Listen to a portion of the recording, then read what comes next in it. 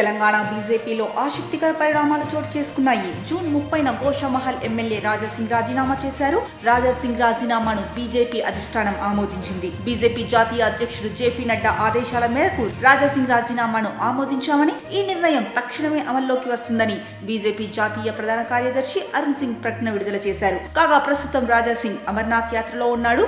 BJP రాష్ట్ర అధ్యక్ష ఎన్నిక విషయంలో అలిగిన రాజాసింగ్ పార్టీ ప్రాథమిక సభ్యత్వానికి రాజీనామా చేశారు. కేంద్ర మంత్రి కిషన్ రెడ్డికి లేఖ అందజేశారు. పార్టీ రాష్ట్ర అధ్యక్ష పదవికి నామినేషన్ వేసేందుకు తనను అనుమతించలేదని, అందుకే రాజీనామా చేసినట్టు తెలిపారు. అయితే రాజాసింగ్ ఎమ్మెల్యే పదవికి మాత్రం ఇంకా రాజీనామా చేయలేదు. కాగా ఇప్పుడు బీజేపీ అధిష్టానం రాజాసింగ్ రాజీనామాను ఆమోదించడంతో రాజాసింగ్ తర్వాత స్టెప్ ఏంటి అన్నది చర్చనీయాంశంగా మారింది. ఇంకోవైపు రాజాసింగ్ మహారాష్ట్రకు చెందిన శివసేనలోకి వెళ్తారని ప్రచారం జరుగుతోంది. అయితే అది బాల్ ఠాక్రే శివసేన లేక షిండే శివసేన అన్నది స్పష్టత లేదన్న ప్రచారం కొనసాగుతోంది. రాజీనామా చేసినప్పటి నుండే ఈ టాక్ వినిపిస్తున్నప్పటికీ రాజాసింగ్ దీనిపై స్పందించలేదు. అమర్నాథ్ యాత్ర నుండి తిరిగి వచ్చిన తర్వాత తన తదుపరి దారి ఏంటో వెల్లడించే అవకాశం ఉంది.